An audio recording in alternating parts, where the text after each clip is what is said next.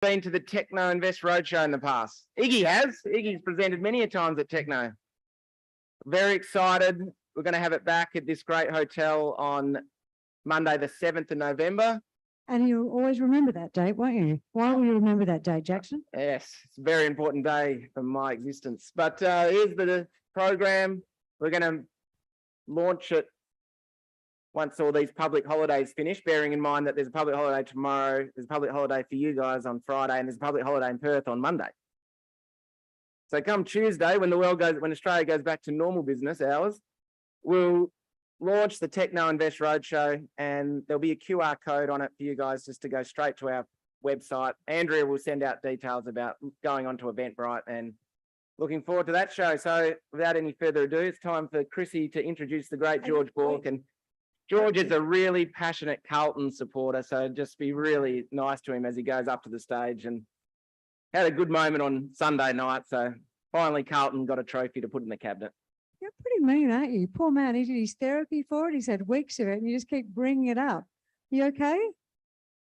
He's all right. He's a big sip of water. And his therapist did suggest that he looks at the positives in his life, the successes. And this is one of them, isn't it, George? Come on up. All right, let's see if it can help all of you out as well with your investment portfolio. So we are talking PVW Resources, and PVW Resources is led by this fellow and a specialist team with a proven track record in rare earths discovery and development. They're working to unlock significant new rare earths and gold discoveries at its flagship project, which is over in the Tanami in WA, correct? So the company's maiden drill program commenced in late June with all the details. And to keep us up to date, would you please officially welcome Mr. George Bauk? Thank you. Firstly, I'd like to thank Jackson and Stewie and the whole team for putting this roadshow on. I think we all got shocked when we got told there was a public holiday tomorrow, and well done to reorganise today. And I think it's great that all the presenters and all the people could come here at such short notice. I am a Carlton tragic, and there's a lot of parallels you can run between the Carlton Football Club and rare earths. Our success is about as frequent as the stock market rewards rare earths almost. So it was 1995 last time we were celebrating a victory in this wonderful state. 1995, 27 years ago. The tape is getting very worn, but anyway, it'll be on this Saturday night at my place. So it's amazing to see all the rare earth stories, and I know this conference was really trying to bring a lot more rare earth stories over the years, and to see how many rare earth stories are here is actually quite is great. I've been in the industry for 17 years with rare earths, starting with Arafura back in 2005. And whilst that seems like a long time, it's actually only a very short period of time. And you sort of look at it and think it's the right time. What was different back in 2010, we had geopolitical issues, but probably not at the same way it's being played out today. We had the China versus Japan in the South Sea, and they stopped selling rare earths to Japan. The price of dysprosium went to $4,000 a kilo, and there was a crisis. Sadly, the only thing that came out of that crisis was the US and Japan went to the WTO and complained about it, and the Chinese eased off, and everyone felt comfortable again. And 10 years later, we're in the same place. So the good thing about it this time is we're seeing a lot of genuine exploration effort looking for new discoveries. And speaking to a lot of people, I think what we can realize is that with things like the electrification and many other things that are more here today than they were 10 years ago, people can actually feel the push for demand, as opposed to 10 years ago when the whole electric vehicle thematic was a maybe, could be, if you like. So things have changed.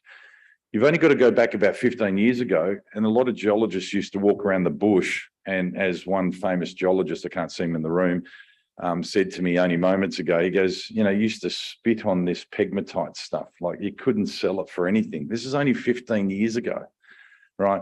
Rare earths, 12 years ago when we discovered the Browns Range deposit in my previous employer, we didn't have the technology to help us in the field to what we have today. and we're still all learning about it. So we're in that really early phase, and I think we are in the right time.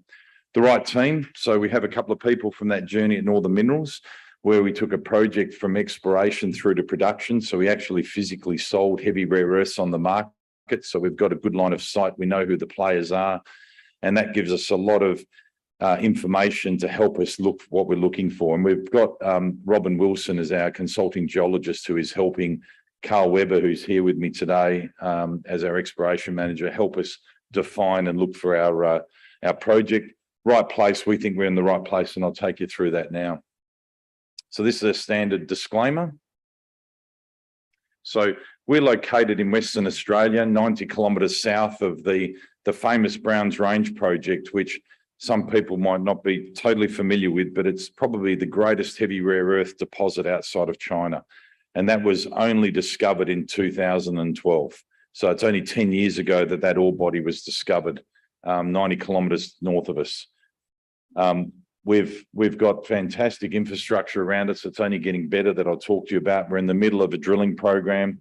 We're well funded, and we've got a great portfolio of assets in Western Australia. You talk about, Chrissy keeps talking about Pilgrim Minerals, or she keeps saying Pilgrim Metals, but anyway, it's Pilgrim Minerals, which was the buy of the century last year, and I hope someone can replicate that. I won't mention who that might be, but our share price is languishing at about 18 cents. So market cap's under $20 million. You take away our cash, and we're probably about a $10 million EV. So when you compare it to many of our peers and that, there's huge upside in the PBW story. So I'll take you through our project now. As you can see there, that's the discovery of Browns Range, sitting 90 kilometres north.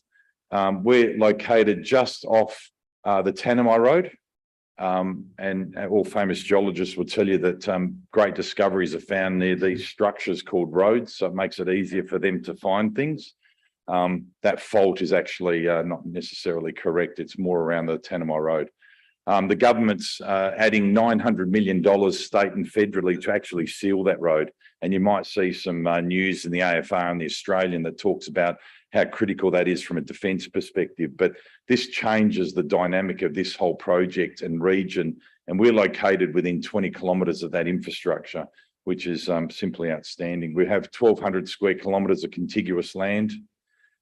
We've developed a model, and again, you only got to go back 10, 12 years ago. And if Robin Wilson was here, who now is one of the leading experts in xenotime mineralisation around the world, we actually were trying to develop that model.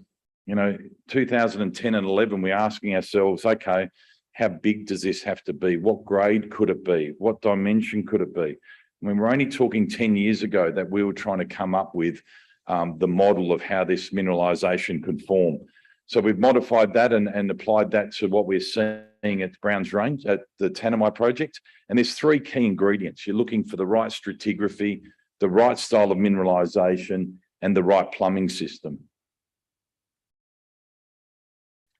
So what we have here is 18-kilometre unconformity. That's pretty much up against the WA-NT border. And what we've seen on surface is significant heavy rare earth mineralisation. So around the Castella area, we saw rock chips going up to 12.5% TREO, which is spectacular. And we saw a significant amount of it. So what that tells you is that there's rare earths in the system here. So it's an absolutely positive, encouraging piece of information to help you. The geologists have identified this structure, which is important.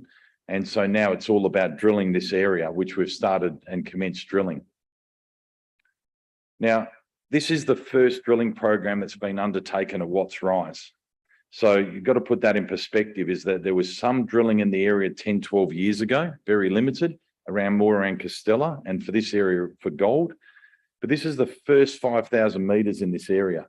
And we've identified an area that's got 380 metres by about 150 metres of mineralisation.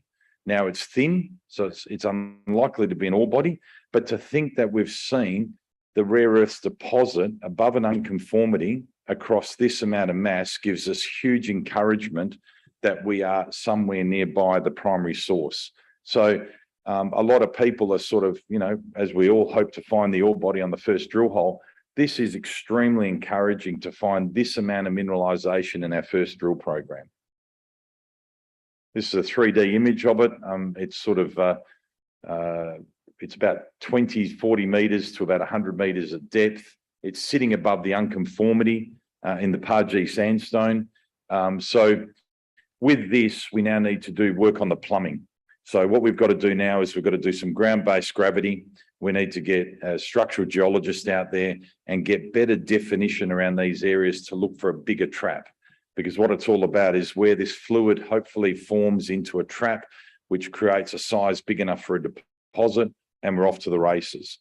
Again, when you look at some of our results, and again, we're all still getting our eye in on rare earths. The greatest deposit outside of China in heavy rare earths averages 6,600 parts per million, dominated in dysprosium and terbium.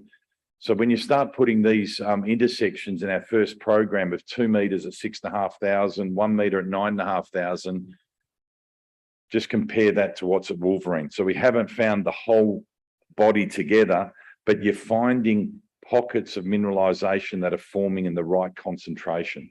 So this is hugely exciting. So we, you know, Carl and the team here have got a lot of work to do, but we've just began our journey. Super excited. Back in 2011, when we started drilling, we didn't have a portable XRF. So it was a very different style of drilling. Only 11 years ago, technology's improved to really help the explorationists on site have the portable XRF. So we've got a lot of soil cover. So again, airborne radiometrics can help you get to regions given that it's association with uranium and thorium. But other areas, if you're under 30 centimeters of cover, you need to use other techniques. So we're currently doing some air core drilling with particular reference to the outskirts of what's rise to further define areas of mineralization to drill with the RC rig.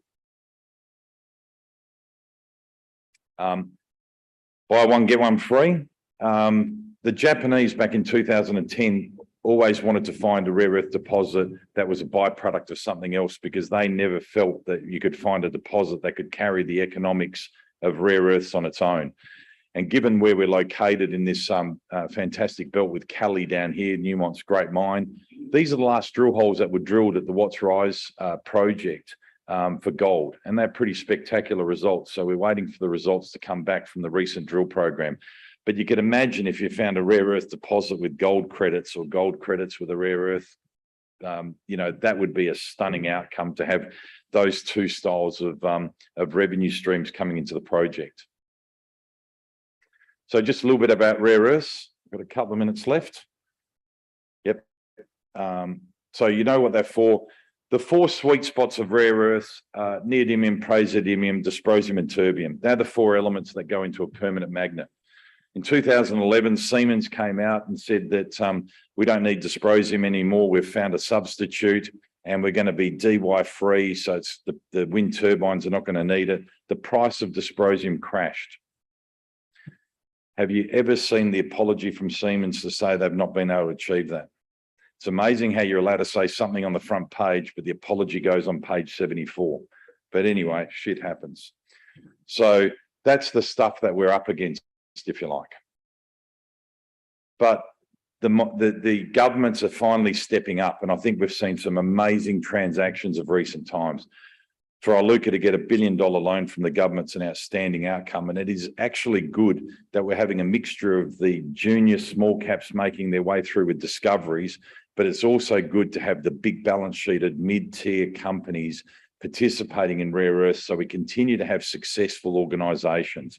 We can't afford to have broken companies. We need to have winners. And at the moment, Lynas is a winner and so is MP Materials. So it's great for the industry. I'll probably leave you with one mark because I am running out and I can see the 2 minutes. People talk about year to year that the price of rare earths, the price of rare earths has actually been going down the last few months. And I think I said it in Perth that trend's actually positive, and most people think there's not a lot of positivity with a downward trend. That is China manipulating the share price, right? Now, Lynas a couple of months ago had no access to water and they had to stop production in Malaysia. So they're one of the biggest producers outside of China. So you got supply issues, demand pressures, and the price going down. I'll let you guys figure that out. That is a positive sign, but the Western world has to work out how to get away from that mechanism of pricing and develop our own pricing. We've done it in some of the other commodities. We broke away from the way cobalt used to be priced many years ago. I think someone's got to be brave and do an alternative pricing mechanism for rare earths, and that'll help people get the support from debt and equity to develop these projects. That's the great team. Apologies for always seeing my face. It's Xenotime. If you're going to ask someone about their project, if you want to know one smart question, you want to go up to a rare earth person, ask them what's the mineralogy and how do they know it's correct, because there's only 4 styles of mineralogy that's ever commercially produced rare earths: basnazite, monazite, xenotime, and ionic clays. Go the Blues. Good on you, George. Which one of our presenters this morning, I was trying to remember, one of them showed a slide up, and it was one of the first 2 slides I think they showed in their presentation, and it showed the uptake of cars. Do you remember that one? So between 1903 and 1913, that 80% of Americans adopted cars as a vehicle. So it went from 0 to 80%. So the uptake is so quick. So, you know, you point that you are just here in the right point in time. We are making technology. Our tech needs these critical minerals, which is why, I mean, for this conference, we were oversubscribed. We were oversubscribed in Perth. We were oversubscribed here. There are so many people that wanted to get on board and wanted to present in front of yourselves. But we only take the best, don't we? And the next fellow is no exception. Iggy Tan, considered an early trailblazer in the lithium industry, he's now trailblazing his way in the sodium alumina solid state batteries. And he wants us to focus for the next 15 minutes on the potential of Altech chemicals. Welcome to the Batteries of the Future report. There are some real downsides to today's lithium-ion batteries, stumbling blocks that are the focus of international discussion. The batteries can overheat through thermal runaway, which can result in devastating fires and explosions. They operate best in a fairly narrow temperature range between 15 and 35 degrees Celsius. And the lifespan of lithium-ion batteries is limited to between 7 and 10 years, depending on their application. On top of that, lithium-ion battery manufacturers are at the mercy of both supply and pricing of a range of critical metals. Take lithium, for example. It's the most critical component of a lithium-ion battery, and the price has jumped 6-fold since the start of this year, 2022, adding upwards pressure to production costs. Add to that, cobalt is considered the greatest material supply chain risk for the industry in the short to medium term. And whilst the Democratic Republic of Congo produces about 70% of the world's supply, human rights abuses continue to raise ethical concerns.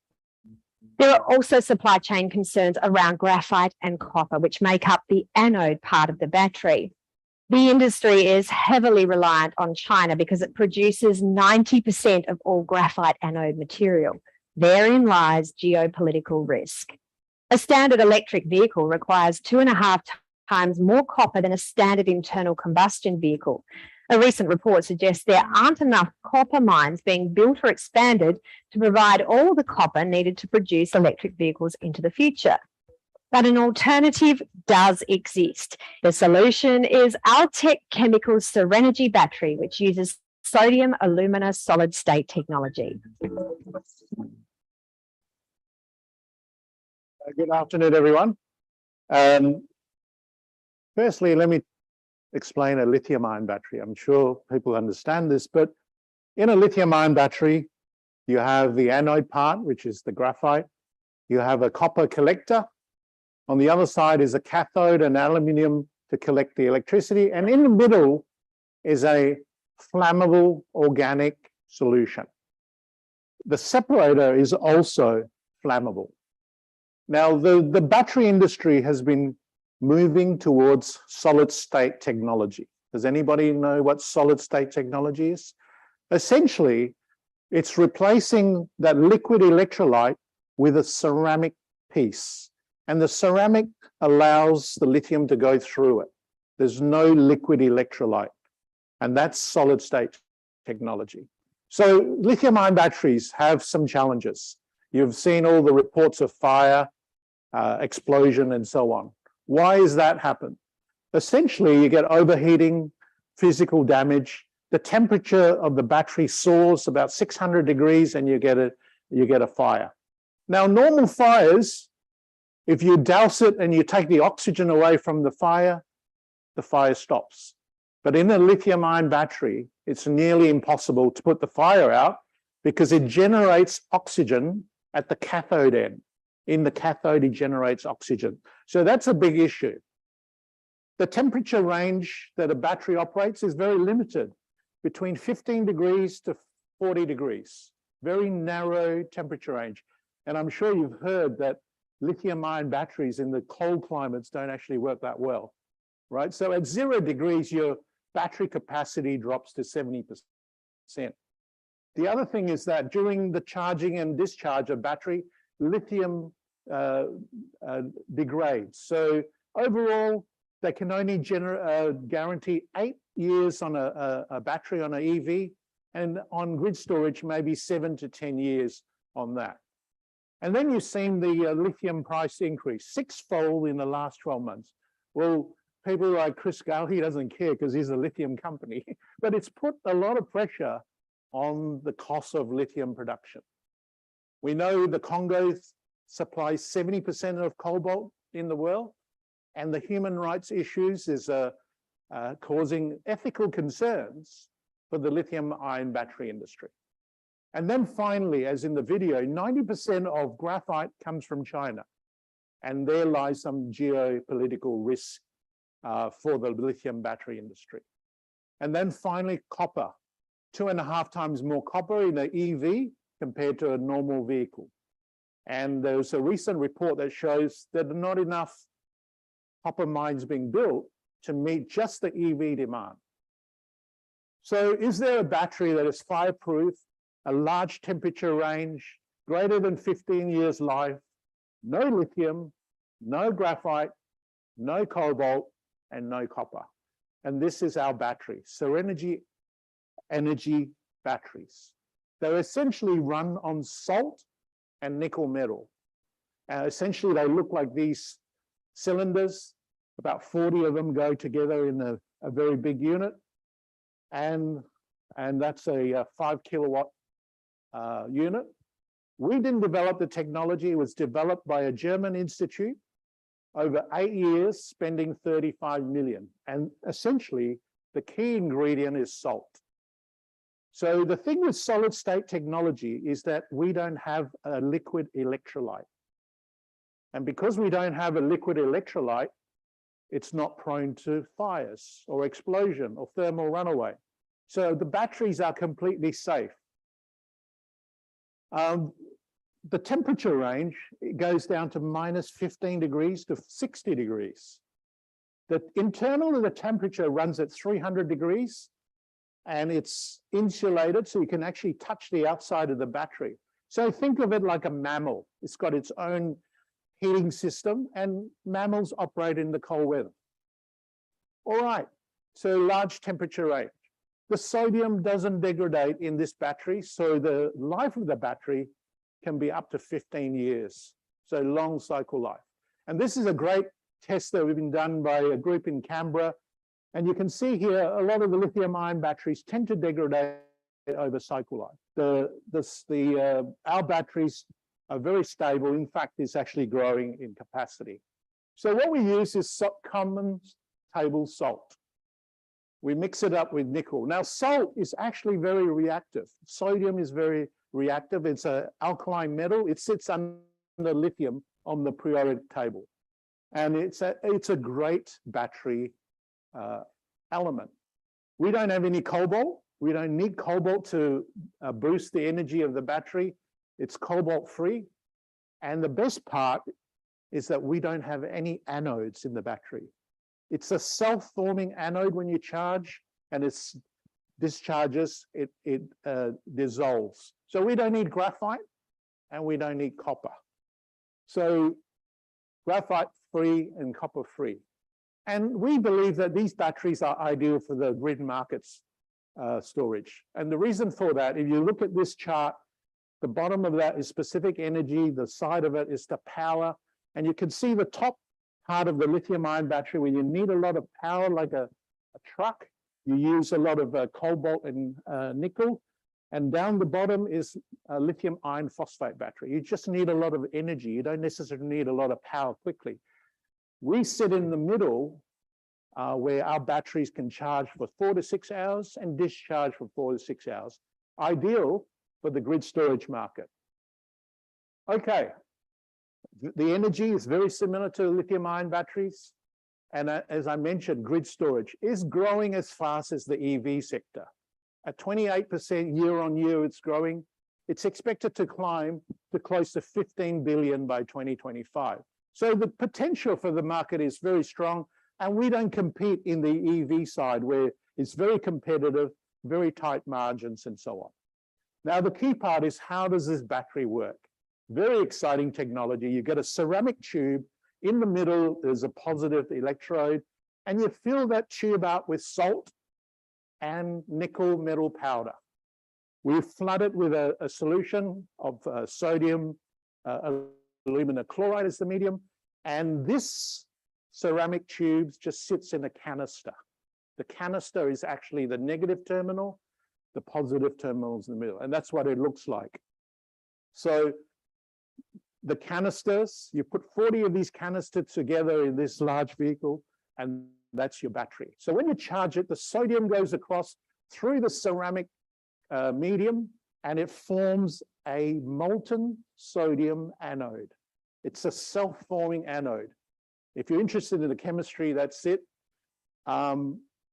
When you discharge, so that you can see that formation, and when you discharge the battery, the anode dissolves. So it's a self-forming anode when you charge it, and it dissolves when you discharge it. So very neat technology, just using salt. Now, you're probably saying, well, if you've developed this in R&D, it's going to take years to commercialize. Well, we didn't develop this technology. As I mentioned, the Germans have developed the technology. We're just commercializing it. So they've spent 25 million on a pilot plan. These batteries have been produced.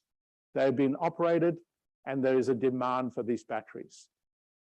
So the next question is, well, how did you get the access to this, and how did you get 75% of the joint venture? Essentially, they were after a company that had land in Germany, had some background in battery technology, some background in alumina, because the ceramic is alumina, and we met their criteria. So we signed the joint venture. We own 75% of the global technology, and we are essentially building a 100 megawatt plant in Saxony, Germany.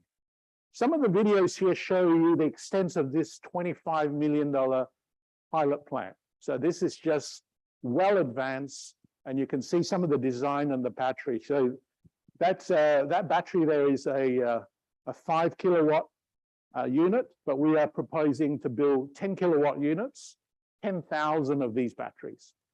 Now, people in Australia have solar panels. You're producing energy and putting it back into the grid at 4 cents, maybe, if you're lucky, and then buying it back at night for 28 cents, right? Whatever. So if you had some of these batteries in your home, you can actually use some of the energy you produce during the day. So these are the batteries, very exciting technology. As I said, 100 megawatt. We're going to spend 12 months getting a bankable feasibility study, and then we'll go for funding. And when we get this up and running, we'll then look for a gigafactory. Thank you very much for your time.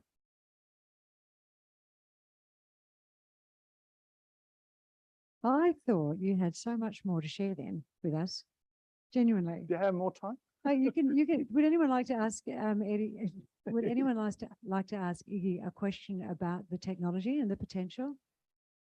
Or did it pretty much explain itself with the video? Yeah, okay, all right.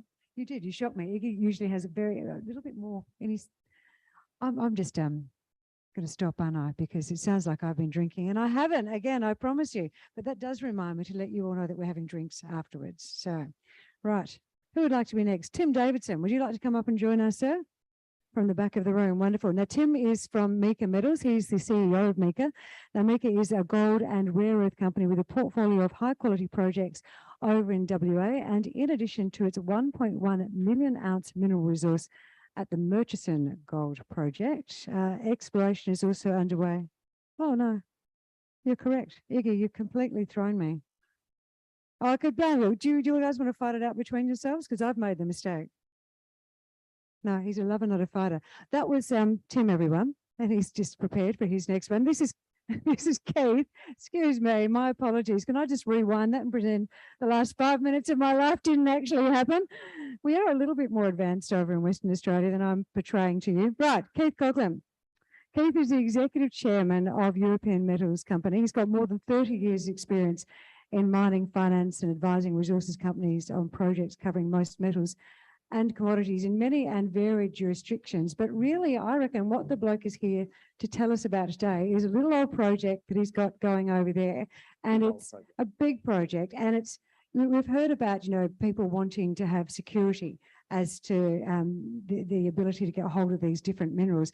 But you don't just have the security, you also have neurity. Is it neurity you were calling it the other day? It was some weird neurology. Sorry. I think that was a made up term like my one with Pilgrim Minerals and Metals the other day. Regardless, would you please give this man a very warm welcome? He'll make a lot more sense than I.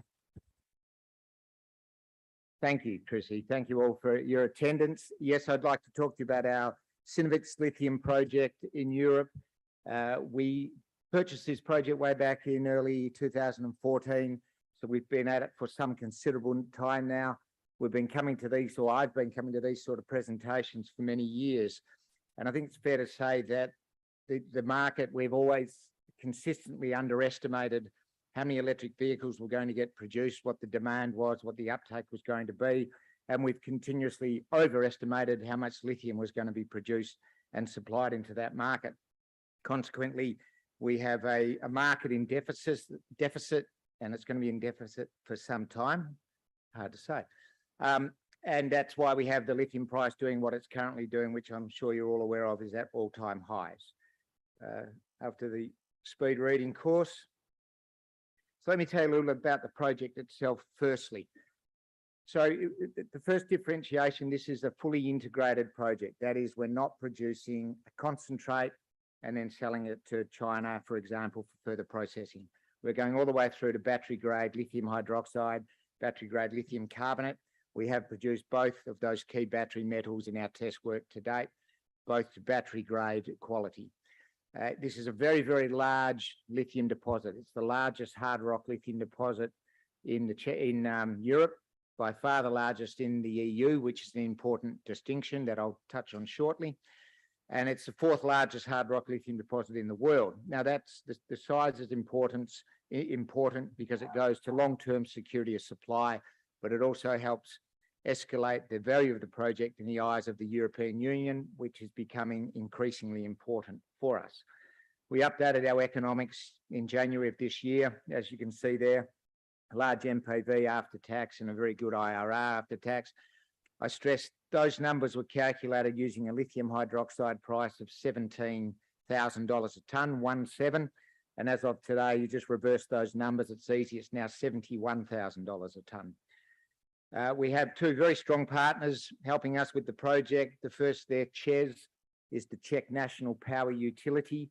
They own all of the grid power throughout the Czech Republic. They also own all of the electric vehicle charging stations throughout the Czech Republic. They're a publicly listed company, market cap of about 22 billion euros and 70% owned by the Czech government. So a very handy partner for us. The EIT is a formal body of the European Union. They run the European Battery Alliance that I'm sure you've all heard about, and also very handy to have them helping us with this project. We're fully funded through to our final investment decision. That's both at a project company level and at a European Metals level. And the company or the project has very, very good ESG credentials. Now, the most important part of this is the location. The fact, as Chrissy mentioned, the fact we're sitting down in the middle of Europe. So the demand for lithium is going to grow quicker in Europe than anywhere else in the world with the uptake of vehicles there, and there's currently no production. So the European Union is fully committed to the thematic of building a battery industry from scratch and on an electric vehicle future. As you can see from this slide, they've committed €1 trillion to the Green Deal, which is all about this energy transition. The only thing that the EU doesn't have to round out this is the production of critical raw materials within the region.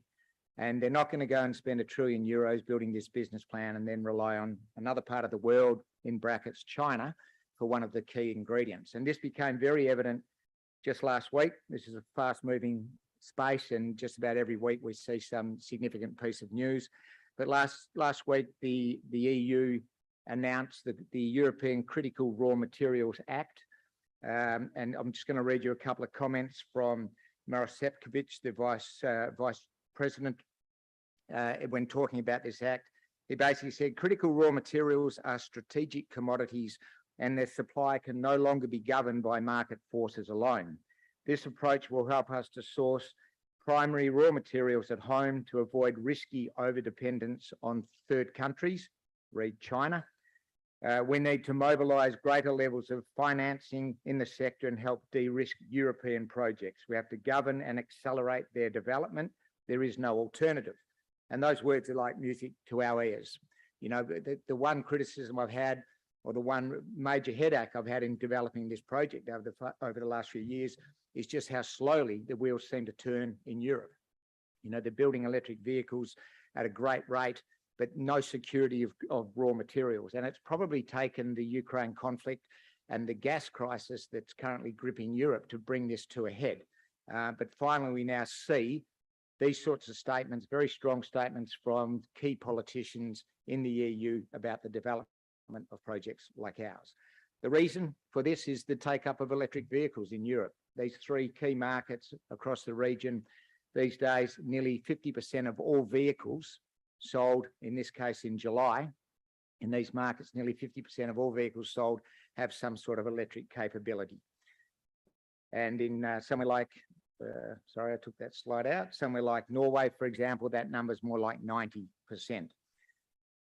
This is a really telling slide. On the left-hand side, we have the current battery factories in Europe, how big they are, who owns them, and on the right-hand side, what the case will be in 2030. So you can see the significant increase in battery capacity, therefore the significant increase in lithium demand.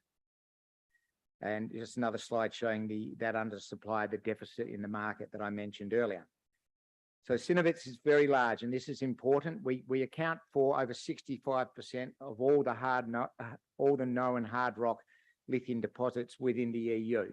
So as I say, important for long-term security of supply, but also very important in focusing the EU's attention on our project ahead of perhaps some others, and ensuring that new legislation, the commitment in the EU to help develop these sorts of projects, is focused very, very clearly on us and getting our project up and running as quickly as possible.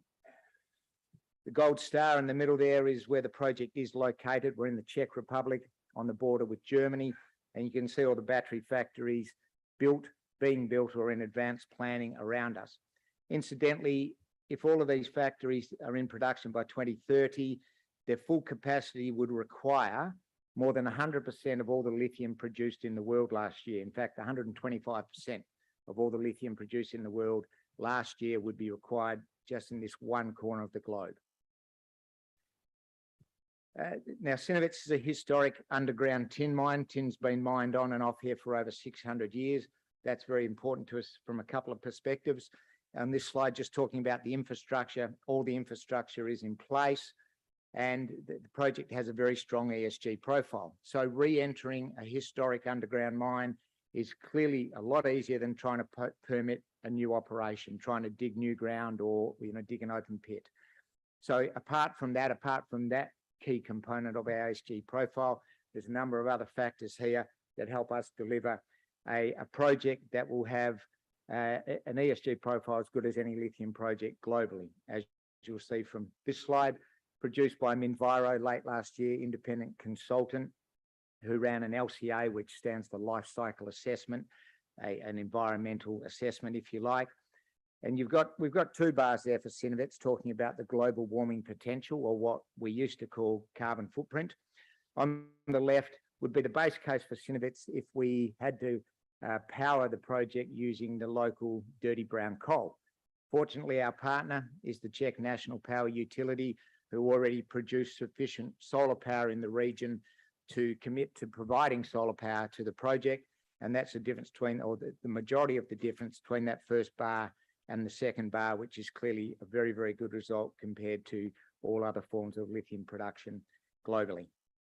The other two key measurements you often use with your ESG credentials are water usage and acidification. The water usage because the brines use a lot of water, and that's an environmental issue, but also a political issue. We score very well on water usage.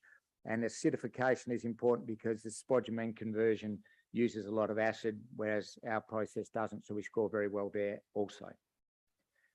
I mentioned chairs and EIT. We're short of time, so I won't go into that any greater level. I touched on the numbers earlier on. This PFS update was done in January at $17,000 a tonne.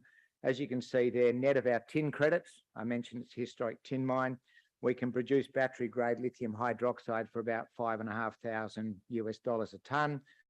You can do the maths if you look at whatever lithium price you want to plug in there as to how profitable the project can be, but it's clearly significant. Incidentally, we ran this model over 25 years of mine life, producing that almost 30,000 tonnes a year for those 25 years, and it utilises only 13% of the overall resource at Synovics. It's a very, very big deposit. So we are in the process of putting together expansion studies to see what sort of production increase we can get to, but clearly anything we can produce, Europe will consume.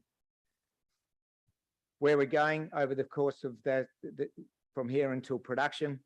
So we will be completing our DFS and feed studies early next year, moving to final investment decision. But in the shorter term, between now and the end of this year, we'll be organising the financing for the project and importantly signing off-take agreements. It's been our plan all along to have a totally European solution to this project, keep the entire value chain within Europe. So we've been focusing on European off-take partners and as I say, they're a little slow, but those announcements of last week will significantly help that, and it's time that we put this together and got some off-take into the project. Building a very strong team here to develop this world-class project. This is the European Metals team, but apart from that, our in-country partner employs 35,000 people. You know, they are the largest company in the Czech Republic. We have no problem with HR on that side of the world. You know, they've been permitting and building projects in the Czech Republic since it became the Czech Republic when the wall came down in 1989. So just in summary, we're developing the largest hard rock lithium resource in the part of the world in which the demand for lithium is going to grow quicker than anywhere else in the world. Very good economics and very strong partners. If you'd like to hear any more, please come and see me at the desk. Thank you. Stay, Keith, stay. Just stay right there. So can I give you my really nice introduction that I had for you, where I was talking about neurology? Do you want to hear his nice introduction? I had something all nicely lined up for him, which brings us to our next presenter, European Metals, who believe the location and potential of their project, Synovics, makes them perfectly poised to take advantage of the world's fastest growing market for EVs, neurology. There you go. Now tell us who you're backing this weekend. I think Geelong will get up on this weekend. Yeah, which I'm quite happy about, I must say. Well, geez, I don't really like the Sydney boys very much. A football team, that is. Yeah, because they hurt the Eagles a lot in the 90s. It's a personal thing. I got kicked out of Redheads nightclub once here in my youth. Oh, really? What was it? Stewie was saying to me the other day, we were talking about the Swans when they beat the Eagles. I was going to say us, the Eagles. Apparently there was a bit of a stuff up. You know, the big canisters that they shoot up with all the streamers and everything in them? They'd actually loaded both of the canisters, not one with blue and yellow and one with red and white, but both of them had red and white in it. So you can imagine if the Eagles had have won that year, it would have been a complete and utter cluster, to put it nicely. Right, let's get Tim Davidson back up here on the stage. So we've met you just briefly. Hey? Do we do the introduction? Do you want me to do the whole thing? No. I thought I'd talk more about your drilling, your recent assays down Esperance Way, because they were impressive. They prompted the market to have a little bit of a flutter on you. Well, we've had some really good drilling, not Go just on. from the rare earths, but from the gold as well. And Yeah, that's look, true. I that's know true. I need to keep it snappy because we are getting short on time, and I know I can sense from the room that you're all more excited about. We make him welcome. Put your hands together, please, everyone. Tim Davidson, Chief Executive, Meeka Metal. And I can sense that you're all more excited about the drinks afterwards that Stu's offered to put on. So keeping it snappy, look, it is really great to be here and to talk about the rare earths. As I just mentioned, we have had some fantastic drill results for the gold. The gold's looking really, really good, and we're really excited by that. But we have, on Monday, we put out the most recent batch of rare earth assays from our Circle Valley project. The highest grade rare earth, clay type rare earth results that we've received to date. Very high, importantly, very high levels of neodymium and praseodymium, those two valuable magnet metals. So that's really important when you look at the economics of these projects. So we're very excited by what we see, and I'll talk a little bit about that today. But just touching on the corporate side of things, really important point is we've got a board and management team, and particularly the board, with a track record of delivering value in the resources space. A lot of that, most of that board, all of that board, this is my first CEO role, so excluding me, but everyone else on that board has been involved with other companies that have created significant shareholder wealth. So that's a key point. And they're also, the board and management team have created that value through exploration, discovery, and really an important differentiator in developing mines. So that's a key point. Not only have they discovered mines, but they've also put these assets into production, and we've got that experience and that track record. The other important point that I'll make is that you can see on the slide there, the board management team have bought into this company. We've invested alongside the rest of the shareholder cohort, where our families are invested in the business, and we want nothing more than what the rest of the shareholder group wants, which is to grow the value and create something of significance. And that's absolutely what we're trying to do. And we've got the team and the projects to do it. From a capital structure perspective, we've got a market cap of around $70 million. We've got a strong cash position. And what that allows us to do is to go and prosecute our plans to drill throughout the course of this year. We've got 2 drills operating as of today, one in the Murchison and one at Circle Valley. We'll be back down at Circle Valley early next year drilling for the rare earths, and again later in 2023 at Cascade. So we've got the cash position to go and do what we need to do, which is go and discover these ore bodies, which is really an important point. And if you look at the enterprise value, so 70 million market cap, about $9 million in the bank, an EV of around sort of 60. If you look at what underwrites the value of the business, it really is the 1.1 million ounces of gold in the Murchison. I'm not going to talk about the gold today, but if you look at value in the business, value it on the gold alone, it works out to be about $55 per resource ounce. So we're in line with our peer pure play West Australian gold explorers. We're very well aligned with that based on the EV per resource ounce. We don't think there's any value ascribed to the business at present due to the rare earth opportunity. And we think it is a significant rare earth opportunity. It's early days for us. It's something that we identified through our search for gold, and we were successful in finding that gold, but it was something supplementary to that search for gold, and something that we feel could be inordinately valuable over the coming couple of years as we sort of flesh out the metallurgy, put a resource around it, and do more work to outline to investors why that is such an important opportunity. So in terms of that opportunity, we've got significant land holding. We've got 2,500 square kilometres in that Albany-Fraser province. It's a tier 1 location. It's Western Australia. It's the premier place to operate. As a resource company, we've got the skills from an exploration perspective, but also the skill sets and the equipment and the technologies to put resource projects into production. Tier 1 location, province scale opportunity. We own the project 100%. It's not a joint venture. It's not shared ownership. We own the project outright. It's very fertile geology. Where we where we have drilling, we see pervasive high-grade clay-type rare earth mineralization across a lot of that drilling. And we have drilling over 1,000 square kilometres of that 2,500 square kilometres. So significant scale. Where we don't have drilling, we have high-grade surface samples that present very exciting targets, never been drilled before, but very high-grade from a clay-type rare earth perspective at surface, never been tested at depth. And again, a high proportion of those valuable magnet metals, which is a really important point when you look at these deposits.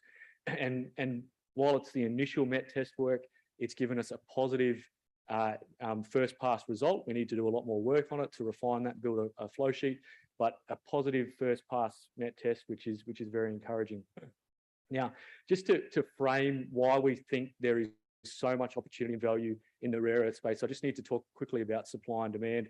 And key to this and key to the rare earths is, rare earths, they're used in glasses, in glass ceramics, in the automotive industry, in phosphors, in the military technologies, in the medical industry, but critically in electric vehicles and renewable energy generation. And the key reason for that is those two technologies use permanent magnets, and for permanent magnets, you need rare earth metals, principally neodymium, praseodymium, dysprosium, and terbium. So those four elements.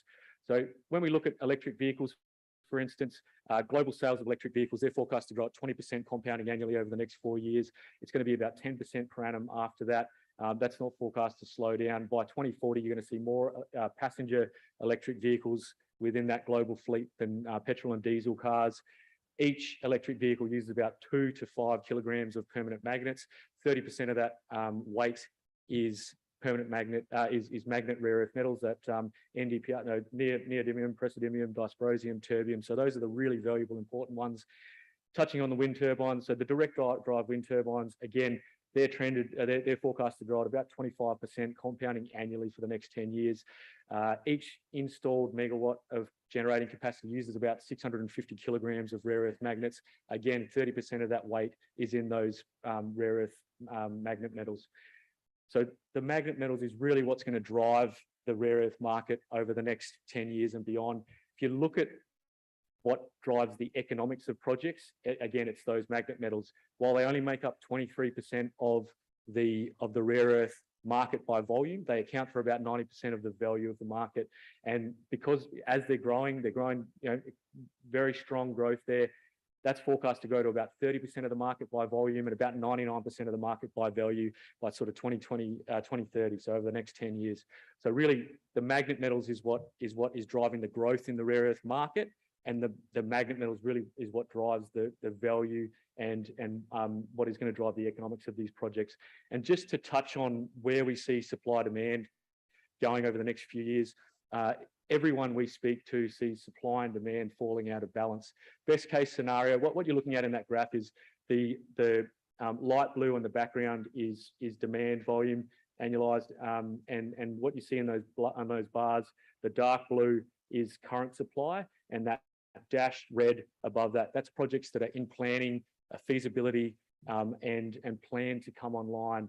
Now, what we're seeing is best case scenario, all of those projects that are planned to come online and produce as planned and as forecast, which we all know how difficult it is to get new mines online on time and producing as people expected. Best case scenario is we end up with a supply deficit of about 15%. Worst case scenario is that some of those new projects get deferred or delayed or don't produce in line with what expectations were, and you end up with a supply deficit of significantly north than 15%. So no matter which way you look at it, everyone we speak to sees that market falling out of balance. And we just have to look to the last 3 years of price performance in those key magnet metals, which I mentioned drive the economics of these projects, to see what happens when you have supply and demand roughly in balance, and what's likely to happen when that comes out of balance. And you can see those metals have appreciated in value significantly, between 400 and, in the case of terbium, up to 500%. So significant value appreciation in a balanced market. What happens when it falls out of balance? Well, we see the prices going significantly higher. The other important point is we don't see price dampening demand. And the reason for that is that those prices really only make up a very small proportion of the overall value of electric vehicles, about 1%. So even if you double the prices, makes a significant benefit to the producers, but it doesn't really impact the users of those technologies. Now, touching on our projects, really exciting opportunity. Like I said, province scale opportunity. We're in a tier 1 location, Western Australia. This is really where you want to operate as a junior resource company. And we don't expect to be a junior for long based on the breadth of our projects and the quality of our projects. We went down here looking for gold. We found gold. That was great. We also found through our geochemical analysis, looking for pathfinders for gold, these rare earth mineralization. We've now gone and secured significantly more land on the back of identifying that. 100% ownership, excellent access to infrastructure. The Coolgardie Esperance Highway runs directly between our tenure. The South Coast Highway runs directly through our Cascade tenure. There's abundant sources of renewable energy there, both wind and solar, just out of Esperance, very close to our project locations. It's readily available, and as I said, it's already in place. And very fertile geology. Now, I mentioned this already, where we have drilling over a significant area, over 1,000 square kilometres at Cascade along the Southern Corridor, very high grades, pervasive clay style mineralisation, so very encouraging early days. Now, specifically talking about Circle Valley, I mentioned we put some results out on Monday. These are the highest grade results we've received to date. It looks like the cover is shallowing to the west. So really good target for resource drilling. We're seeing very high proportions of those important magnet metals, NdPr, about 23% to date. We're getting grades up to about 30. The highest proportion we've seen of NdPr in the drilling to date is about 31%. So really high grade high proportion of that grade from a clay type deposit comparative to some of the others that we see around. And scandium, potential byproduct, don't know what the benefit is there, but and again, it's a small market, but it's an opportunity that we'll evaluate in addition to the rare earths. But the key to this project is, or all of our projects, is the proportion of those valuable magnet metals. Cascade. Now, Cascade is 10 times the size of Circle Valley. Circle Valley is 222 square kilometres. Cascade is 2,300 square kilometres. This is a significant opportunity for us. You can see on the slide there, we've got drilling across that southern corridor. That's 1,000 square kilometres. We can see high-grade results across that southern corridor. The clays appear in all of the drilling. It's not all high-grade mineralisation, but there's a very large proportion of those drill holes have high-grade mineralisation. Again, a very high proportion of that grade is in those valuable magnet metals. NdPr principally makes up about 20% of the total grade. Now, the other really important thing is the northern and central block, about another 1,000 square kilometres, very prospective, doesn't have any drilling, but we have very high grade surface samples. And that is, sorry, just before I touch on the surface, the northern blocks, I'll just show you a section through the mineralisation at Cascade where we do have drilling. Now, what you're looking at here is there's a very big vertical exaggeration on that slide. The distance between those drill holes is 1 kilometre. So you can see it's very, very large zones of mineralisation. In places, it's stacked mineralisation, but pervasive. The clay horizon is pervasive across that tenure, and a very, very good target for us to go and do more work and flesh out the drilling there, do more drilling, infill drilling, and put a resource around. Now, touching on the surface sampling, I indicated that the northern and central blocks, we're very encouraged there. We don't have drill samples yet, but what we do see in the surface samples is high-grade rare earths up to 633 ppm, particularly that cluster of really high-grade results at the bottom of that slide there, the bottom of that diagram on the slide there. That's an area of 20 kilometres east to west by 10 kilometres north to south. That's significant scale. And what's also important about that is that you generally don't see very high-grade rare earths at surface. You get a depleted zone at surface and then accumulation of that mineralisation at depth in the clay horizon. So we're very encouraged by the fact that we've got that high-grade mineralisation at surface. It's never been drill tested, has a high proportion of those valuable magnet metals, and presents a fantastic target for us to go and test in 2023, which was when we'll be back there drilling. Now, finally, I'll just touch on the network. This is first pass network. There's a lot of work. We acknowledge that there's a lot of work we need to do to build on this and build a flow sheet, which is what will allow us to take it from ore in the ground to a commercial saleable product. but very positive in that the results we get indicate high levels of high recoveries, and particularly high recoveries of those valuable magnet metals. So it's an important first step for us, but something that we will build on. Now, finally, what we have planned for the coming 12 to 18 months, certainly very excited by the gold. That's something that we're going to work on. We've got a rig in the Murchison right now. We've got a rig at Circle Valley doing some structural diamond drilling. So very excited by the gold, but that is not going to take away from the work we have planned for the rare earths. Principally, fine-tuning the metallurgy. I said that's the secret or the key to unlocking the significant value that we see in the rare earths opportunity available to us. So working on that metallurgical processing, developing that flow sheet. We'll be back in January at Circle Valley drilling to put a resource around the rare earths at the Circle Valley project. And then later in the year at Cascade, where I mentioned we've got infill drilling to do where we have got drill results, and also some significant scale or some significant targets with significant scale in the northern and central parts. So really exciting mix of projects. We feel underpinned by the value of the gold at present, but an option on the rare earths, and something we think over the next couple of years could work out to be a very significant and valuable part of our portfolio of assets. So thanks very much for your time, and we'll be at the booth outside if you want any more information. Thanks, Chrissy. Well done, Tim. Who are you backing? Who are you backing? Who am I backing? Yeah. You'd be a brave person to back any other team than a Victorian team in this room, I think. So I think we're going to belong. Oh, you're clever, man. Okay, that's very. Hey, do you remember those tickets that I was telling you about earlier on today for the tragic Docker supporter in Western Australia? $2,350 each. He actually sold them. So he sold 2 to Geelong supporters here in Victoria. The other 2 he sold to Geelong supporters in Tasmania. Mates of his. There you go. That didn't take long to go. Andrew Dudley, would you like to come up here, sir? Right. I know that's left you all speechless, hasn't it? You know what I was thinking about when we go out to have our drinks afterwards, when Tim was talking about neodymium and praseodymium, I think we should actually use those. Now we have a charter for responsible service of alcohol to all of you when we have our functions afterwards. So what we should do is get a couple of the geologists perhaps to be doing the serving. And if you can say those words, then you can have your drink, because that would indicate to me that you're far more sober than I am at this point in time. Right, let's talk about our next presenter. Actually, there's lots of talk about our next presenter in the news over the last couple of days. If only we had been doing this talk on Monday here instead of today. It would have been an interesting if he could have swayed you to become an investor in his project. We are talking Venture Minerals down in Tasmania. Let's hear about the project from a fellow who looks a lot happier than what we've seen in a while. His name is Andrew Radonjic. He's a geologist, a mineral economist, and today he's up on stage in his capacity as the MT of Venture Minerals. Please make him very welcome. Right, thank you, Chrissy. Good afternoon, ladies and gentlemen. It's great to be here at the Melbourne instalment of the New World Metals Investment Series. And again, thank you to the Vertical Events team for holding another successful conference. Today, I'd like to talk about our flagship project at Mount Lindesay. So I don't think there's another tin company here today, but there's a lot of rare earth companies. And I suppose, even though we've got a tin tungsten asset, they're critical minerals in northwest Tasmania. We've announced just yesterday morning that we'd actually found some rare earths at Mount Lindesay project as well.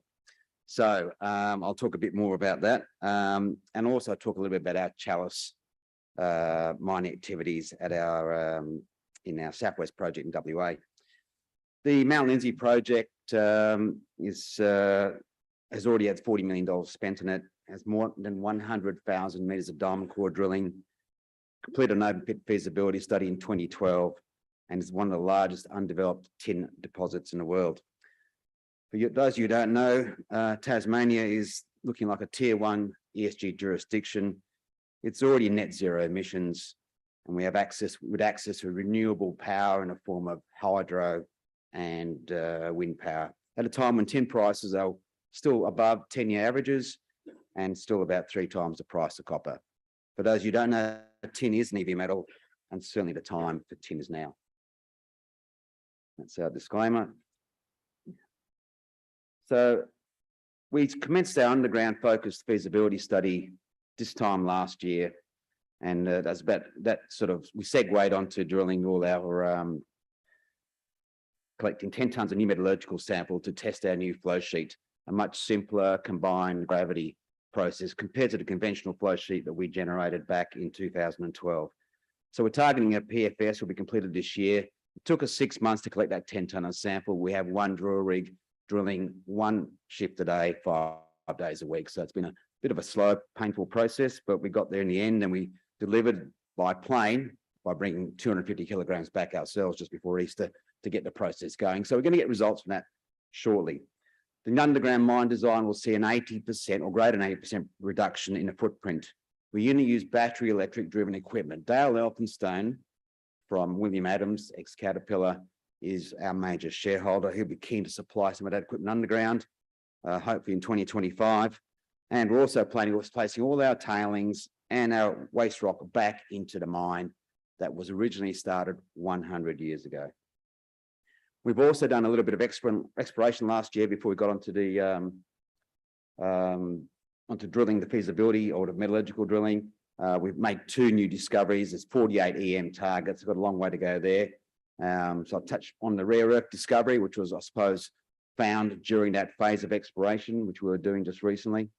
We'll talk about Chalice, who have gone to stage 2 of our JV with them. They're going to spend another $2.5 million to go from 51 to 70% over the next 2 years. I'll touch on the Riley iron ore mine, which is in care and maintenance at the moment. And I probably won't have much time to talk about Golden Grove North and Coughlan, but please come to the booth afterwards and we can talk about that as well. There's our share price graph. If you followed Venture, you would have seen we had a $200 million market cap on the 30th of June last year, when Chalice was in full swing and the iron ore price was $230 a tonne. Back then, tin was something like $30,000.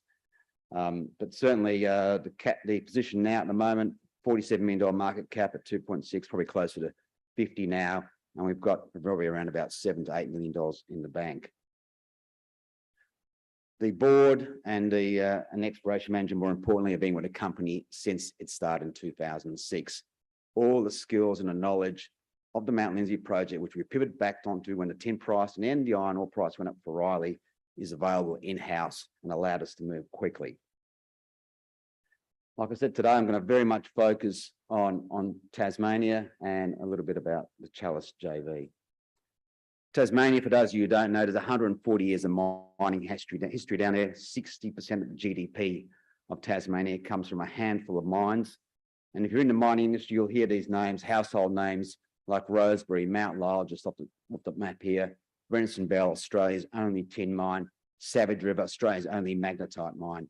And if you haven't realised it, I'll tell you now, MMG, 100% Chinese company, own Rosebery. Mount Lyell obviously is Australian owned. Century Zinc just purchased off an Indian company. Savage River is 50% owned by a Chinese company. So you can see that obviously someone else has recognised the potential of this area. This area is underexplored. It's hostile to humans to go in. It's difficult, it's cold, it's wet, and hence great opportunity for further discoveries.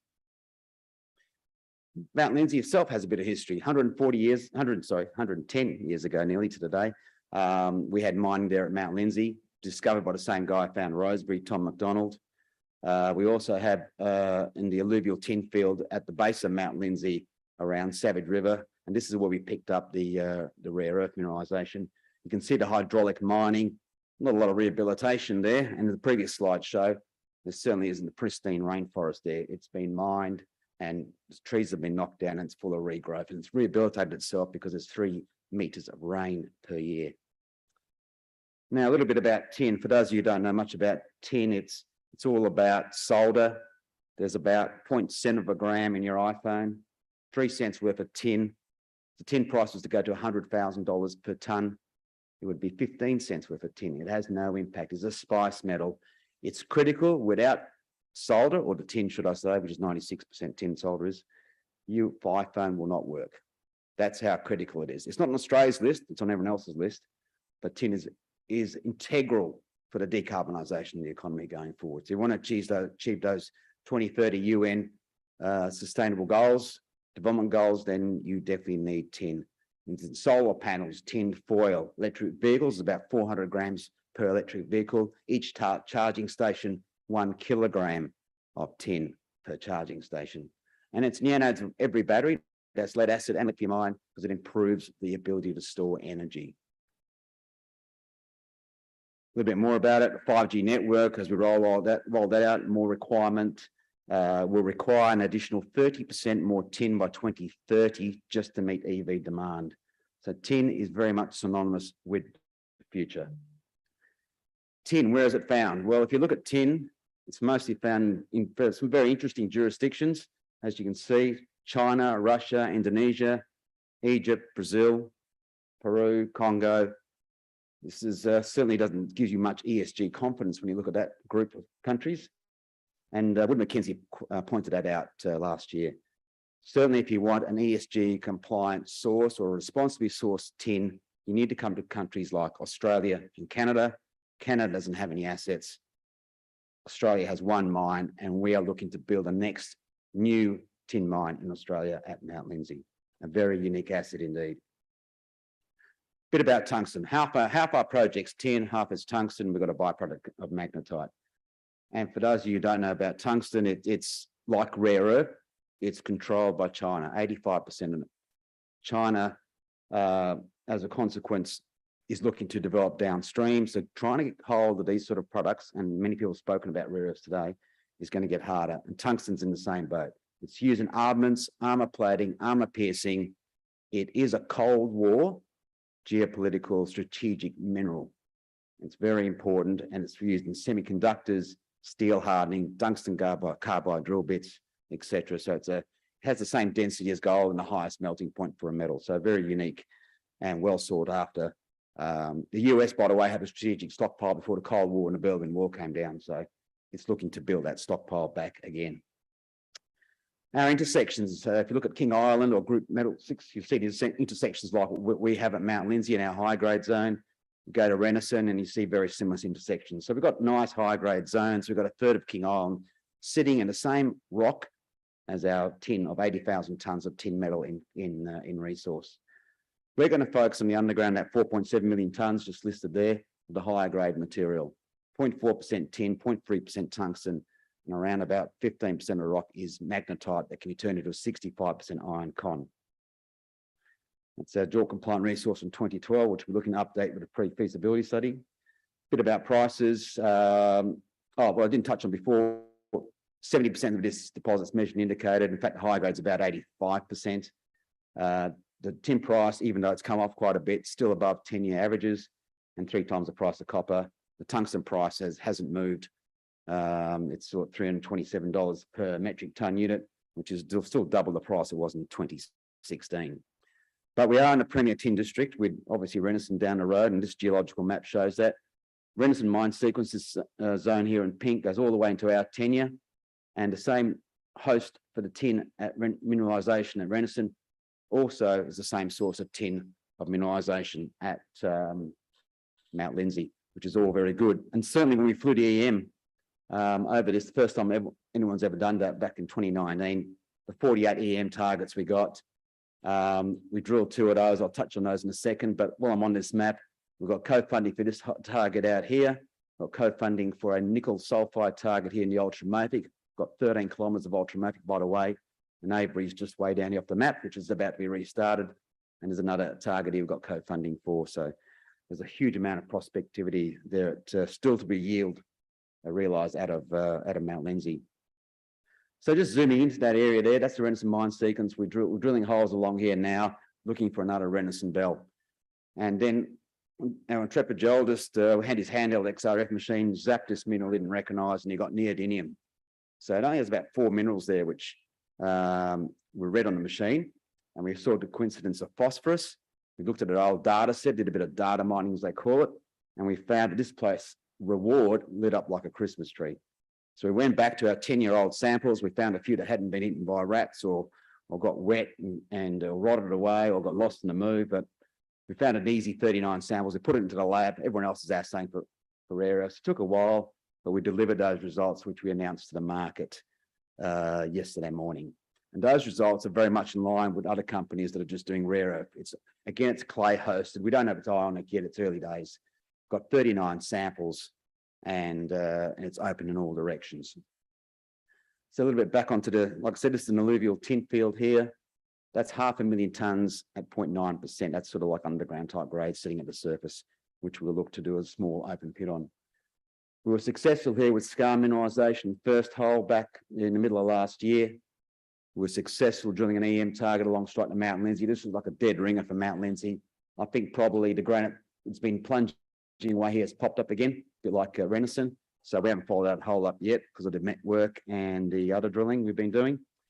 And this is an example when you drill straight down the ore body and what you find at Mount Lindsay, 147 metres at a percent tin and plenty of scheelite. That's that sort of fluorescent blue material sitting here and some sensational grades, which is what you'd expect. Great for metallurgical testing. But like I said, we came across this rare earth. Now this is sitting in the hanging wall. So that's surface, they're 20 metres. It's very close to the surface. No assays there at all. No assays here or there, just in this portion here. And it's gone and got what could be called ore grade mineralisation, if you like, for rare earths. And that's sitting above our tin zone. Imagine digging a pit out like that shape, that would fall in there anyway. So the rig's been moved on to drilling that target right now. We also had some indications at the surface. I'll just focus on this. There's some historical gravels here from this. This is an alluvial area that's been mined for tin. And you can look at some of those grades. They're sensational. That's the four main rare earth elements that are sitting for magnets. And that looks like it's sitting potentially in the halo of our tin zone. So it's open in all directions. It's early days. We're going to get a bit of a feel for that. Just very quickly moving on to our Chalice JV. You probably heard about this Western Province. We'd picked up this ground back in 2017 looking for lithium. But when you look at the area and the magnetics, you go, oh, this looks like a Julimar lookalike. That's exactly what Chalice said in July 2019, 2 years ago. And you can see that it's pretty obvious in the mag, the EM, we got EM responses. So 3 months after their discovery, they came and knocked on our door and did a joint venture.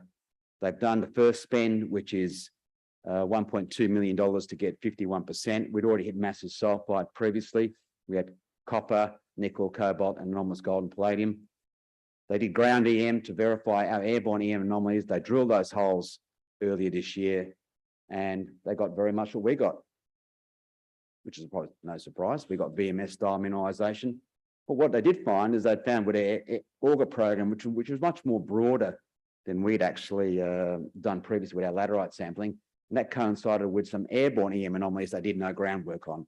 So that's a whole new area. This nickel target here, ultramafic, has been in the form of talc, has not been mapped in recent maps, in old historic maps. And we pegged that immediately after Julimar was discovered. So they, on a base of that evidence, committed another $2.5 million. So a big tick in the box, this project going forward. Riley Mine, it's a free option to the iron ore price, and I'll leave it at that. It's under care and maintenance, and we can start it up quite quickly. So just summarising the investment opportunities: Mount Lindsay, tin, tungsten, critical minerals, ESG targeted production, actively exploring Australia's premier tin district, and now on top of that, we've got a rare earth opportunity. Thank you. Give us your tip before you walk away. You've got 4 seconds. What's your tip? I don't like Geelong. I'm a Richmond supporter, so come on the Swannies. And he sneaks off the stage. All right. Now, some may say we're saving to the best to last, especially this fellow here who's making his way up to join us. But given, as we now know, there is many more times more graphite in lithium batteries than there is lithium. Our next company could be the sleeping beauty of the new world metal revolution. International Graphite Limited has been in full flight of late at their pilot plant over in Collie, Western Australia. And as they move towards creating a vertically integrated battery anode production facility in the West, let's hear more from their founder and their chair, Phil Hearse. Thanks, Chrissy. Thank you very much, everybody, for staying the distance today. I really appreciate that, and it's lovely to be able to say good day to you now. But saving the best till last, we're talking about graphite. Graphite tends to be understated, but you may not know that since we've heard so many talks on rare earths and lithium, but graphite is the anode in lithium-ion batteries. there is up to 10 times as much graphite as there is lithium in a lithium-ion battery, and that just about every kilogram of anode material in lithium-ion batteries is processed in one way or another through China. So it's like super important. I would like to just give you a bit of background about International Graphite. It evolved from a consulting company, Battery Limits. Battery Limits was doing most of, or many of the feasibility studies for graphite projects for ASX listed and LSE listed companies in Africa and here in Australia.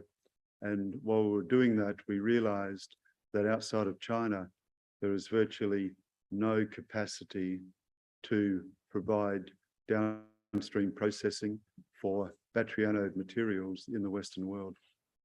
So we initiated International Graphite about 4 years ago, commenced feasibility study, initially looking at Abu Dhabi in the Middle East. We then changed our focus to Collie in Western Australia. And in September last year, we did a deal with Comet Resources. We vended their graphite resource in the south of Western Australia into our company. And on the back of that vertically integrated business, we listed our company in April this year.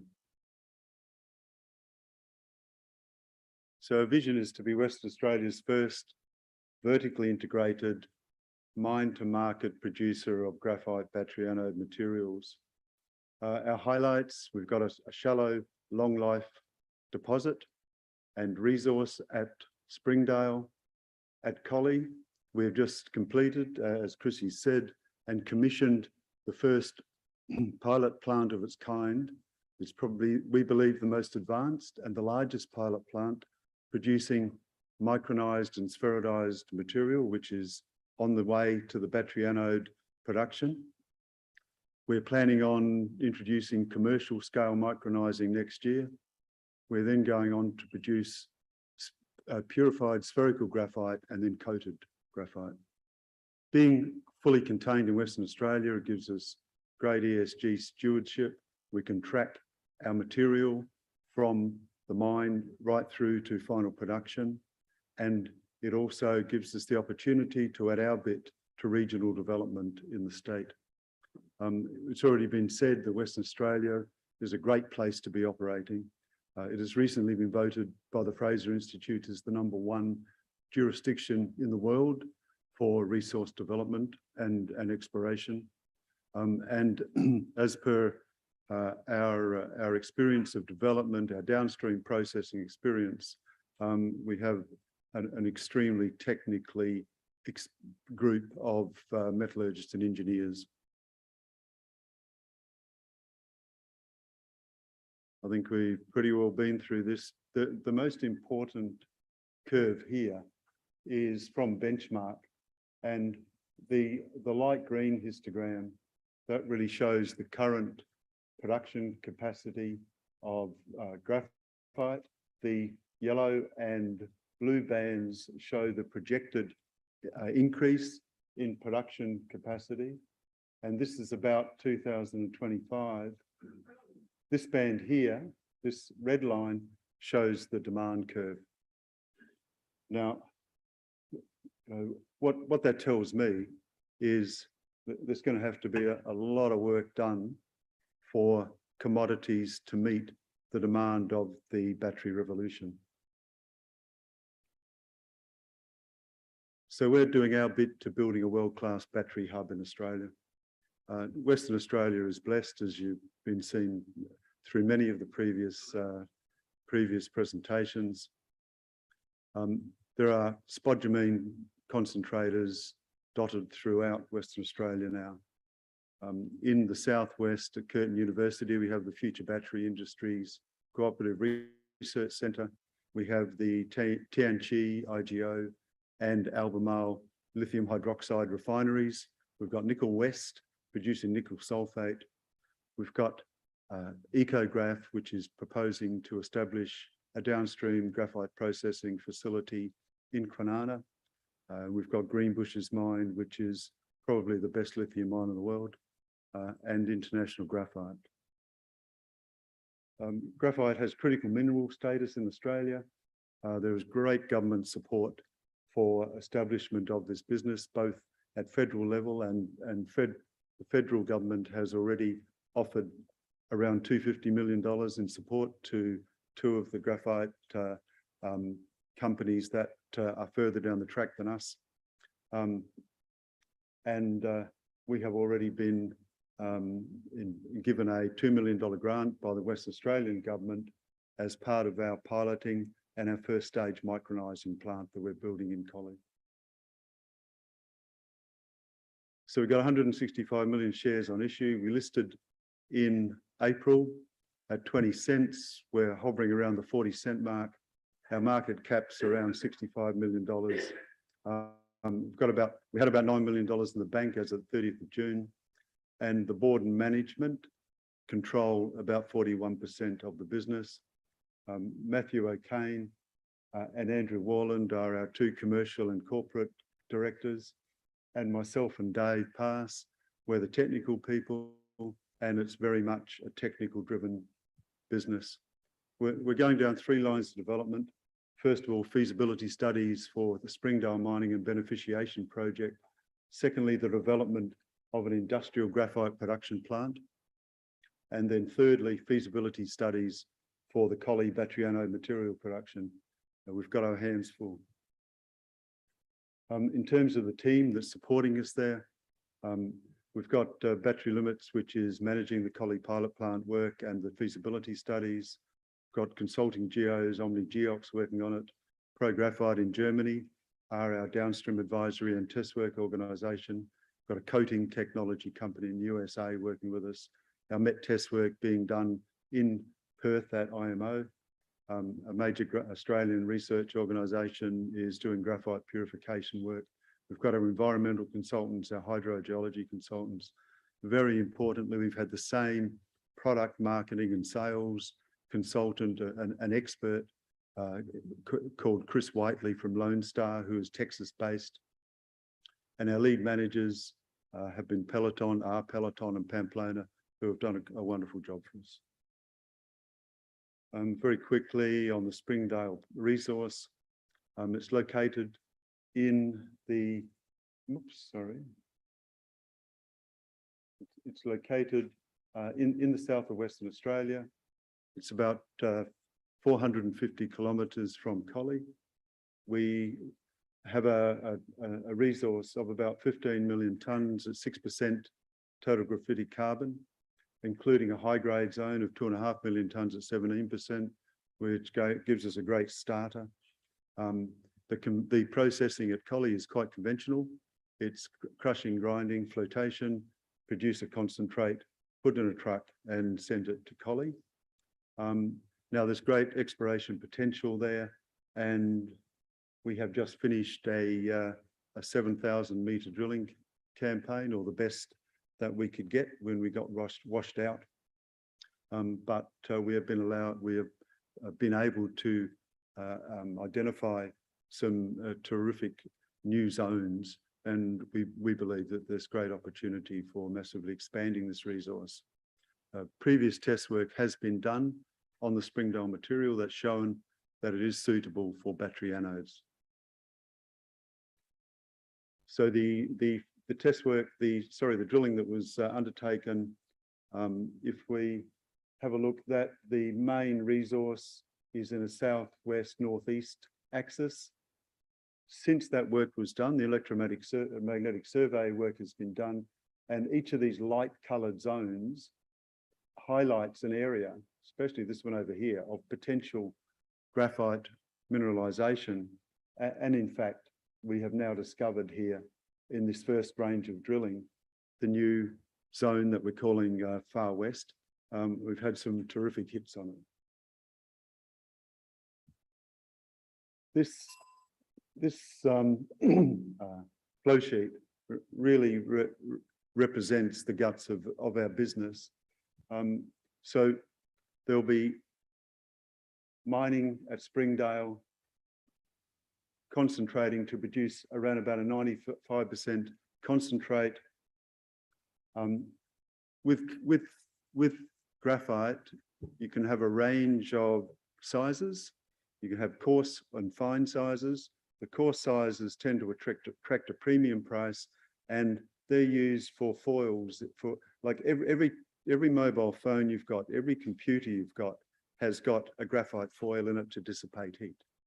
That's where the premium pricing is.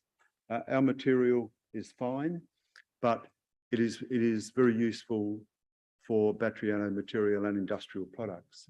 So we're taking that material. If you have a look on the industrial processing route here, we're purifying and micronizing, and the sort of products that will be produced for their engineered materials, conductive cathode materials, and lubricants. And on the battery anode side, we'll be micronizing, spheroidizing, purification, and then coating that material, and that'll be producing a premium battery anode material for lithium-ion batteries. Choice of Collie was a great strategic choice. We have got massive government support and community support in Collie. The power stations are being shut down there, the government-run power stations, and that's allowing us to really work as part of that community to help develop a new renewables hub. We've just commissioned our pilot plant. Said it's the most advanced one of its kind in Australia. And this really captures the strategy. We're first of all using imported feedstock, going to be producing products that have industrial values from about $1,000 to $5,000 a tonne, and then we will be getting our own Springdale project up and running. Our value of our concentrates will be about $700 to $800 a tonne. We'll then be converting them to purified spherical graphite, and bearing in mind you need about 2 kilograms or 2 tonne of concentrate for a tonne of purified material, but that's valued at about $3,500 to $4,000. These are all US dollars. And then the real value adding steps, continuing to put it down the value adding steps, bring up that value to about $8,000 a tonne. So our timing, we have already completed the drilling campaign, which was started in June, just after we listed. We expect to have an updated resource Q4 this year. Our pre-feasibility study completed by Q2 next year, and a definitive study by the end of next year, with a finance investment decision for Springdale around the first quarter of 2024. On the downstream processing, we've completed our installation and first product out of our pilot plant. We expect to have our micronizing production line, the first line in by Q2 2023, a pre-feed study at the same time, a definitive study early 2024, and a finance investment decision then Q1 2024. Thank you very much. Thank you, Phil. Right, your tip. Philip, come back, your tip. What is it? You really don't care. What's your tip for the final, the grand final? Do you remember that game they're playing with a bit of pigskin on the weekend? Well, my wife and I are actually going along. My wife Robbie's sitting over there now, so she's just lady in pink there. Fabulous. And what's her tip? Sydney. Did you pay $2,350 for your tickets? No, we got bargain price, 2,100. Oh, really?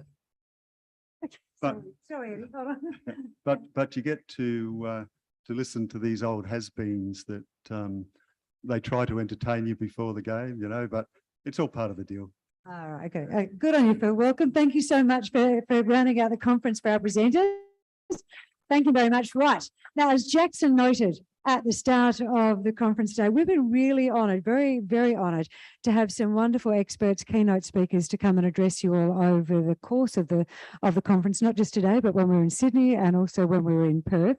giving their insights and their views into this particular part of the resources sector.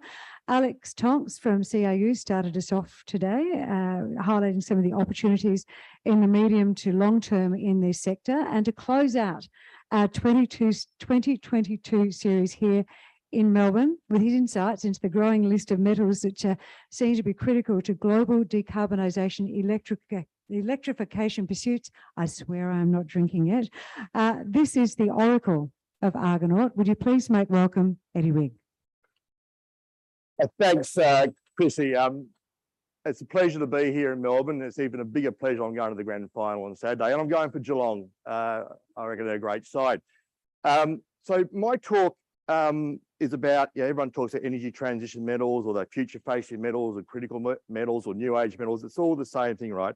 It's all about how do we reduce the carbon footprint, stop global warming. So it's the transition of fossil fuels across to EVs, renewables, etc. What I'm going to try and do is a little bit different because it's great hearing these companies present and they're passionate about what they've got. But I'm going to try and sort of set out, is it real? Is it sustainable or transitory? And I actually have a joke, but I'm not supposed to say, but it's a bit like Dean Laley. Anyway, so let's go.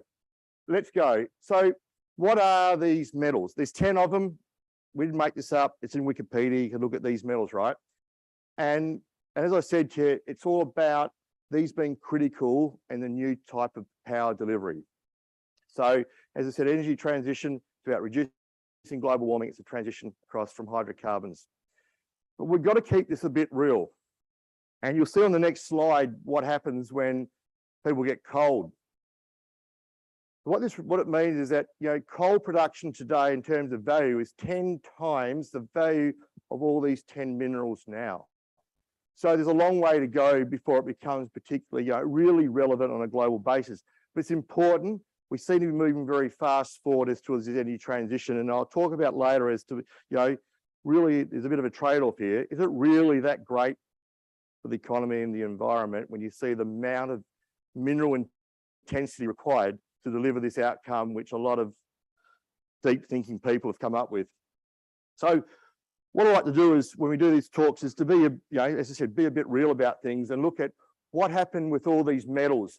And if you have a look here, this is what in 2021, so calendar 2021, we saw these new age metals absolutely outperform, and lithium being the top performer, cobalt, neodymium. But have a look at 2022 when people worried about being cold in Europe. When the Ukraine invasion comes in, when people start going back to basics, have a look what happens. Coal's the best performing commodity. Lithium still stayed strong.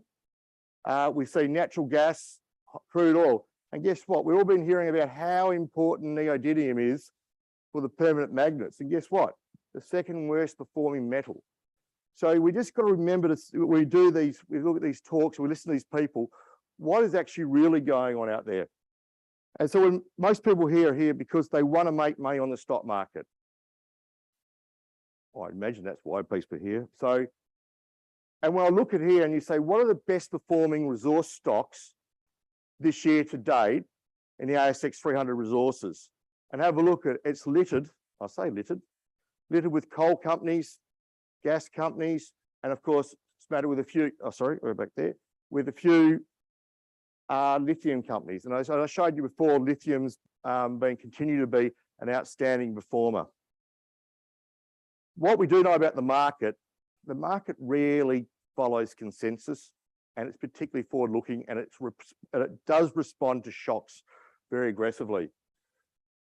This slide here is another interesting slide, and it's a slide where we go, if you had $10,000, what would that $10,000 look like if you invest that $10,000 in different things? So we're focusing on the type of companies present here. So last year, if I put $10,000 in the small resource index, made a bit of money, but I'm putting the old world commodities, still did okay. New world commodities last year, as I showed you a moment ago, performed very well up there about 38%. But if I invested in the actual companies in that space, the companies which were presenting in that space at last year's conference in Perth, I put 10 grand evenly spread across them, I would have returned over 70%. This year, very different, reflecting those commodity prices. And this one shows you here that the small resource index, if you invested 10 grand in 1 January this year, it's only worth $9,300. The ones the companies represented in Sydney, up at 10,600. Perth, a little bit higher, just $100 more. And then the companies which are presenting here actually outperform the other ones. And this is all set as 8th of September when I presented in Perth. And that shows $10,900. So it'll be up $900, which will barely pay for my dinner tonight. I'm going to a nice restaurant though, but it will barely pay for it. But once again, the old world economy up 21%. So it's an interesting thing when you look at this, where we're all at. So we're all saying we're all getting hyped up about, but the fact is, it's not the actual results on the scoreboard this year don't reflect the enthusiasm sometimes. This is a good slide because it talks about the growth rates, and we sort of see these as the sort of 4 really good bellwethers. And when we're hearing a lot about rare earths, and I'll talk a bit about rare earths today because it is a very difficult thing to understand. Copper, we see copper is really the really important one. It doesn't matter what you do in energy transition, you're going to see copper playing a role. And we're seeing copper going from about 24 million tons to 2050, about 63 million tons. In today's dollar terms, that makes it a $500 billion industry. Lithium, interesting enough, we're seeing lithium grow about 6-fold, which much higher growth rate. But based on the lithium carbonate price, that indicates it's about a $300 to $350 million industry. And that doesn't make a lot of sense to me because the application, the use of copper is so far greater than lithium. Of course, you can't have lithium-ion batteries without lithium, but that's a small part of the energy transition. So what that tells us that copper has to go up relative to lithium. And our view at Argonaut is that it should be at least a 3 times the size market of the lithium market. We love lithium, but I think copper is a great place to be long-term. Hard to get exposure in Australia. With Oz Minerals now being subject to a takeover bid, it is challenging to get exposure there. Nickel, we'll talk about nickel because nickel's often been regarded as a metal or a prosperity metal. And it was used when the world's going great, you have stainless steel in your house and stainless steel in your boat. But when things get a bit tougher, we look for cheaper substitutes. But we think the exposure, what's going on with nickel batteries means that it's a great space to be in. And we, as I said, talk about rare earths coming off a very low base. And just on today's dollars on a basket price, that would make it about a $70 billion industry. This is an interesting slide. So everyone's seen the slide on the left-hand side here, passengers, which creates a 5-time demand increase in batteries. I want to sort of talk a bit about what this all means over here. And everyone's concerned about, we talked about what happened in Ukraine, and what happened in Ukraine caused a drive back. Everyone was concerned about energy independence, concerned about diversity of supply chain. What people don't appreciate on these metals here, these important energy transition metals, they're far higher concentrated than oil and gas is. So just understand, it's a far higher concentration. There's greater concern for the world about where we're going because of this concentration. To put it in perspective, so rare earths, 61% of rare earths are mined in China, 87% are processed in China, and 91% of magnets are made in China. Lithium, over 50% is produced out of Australia.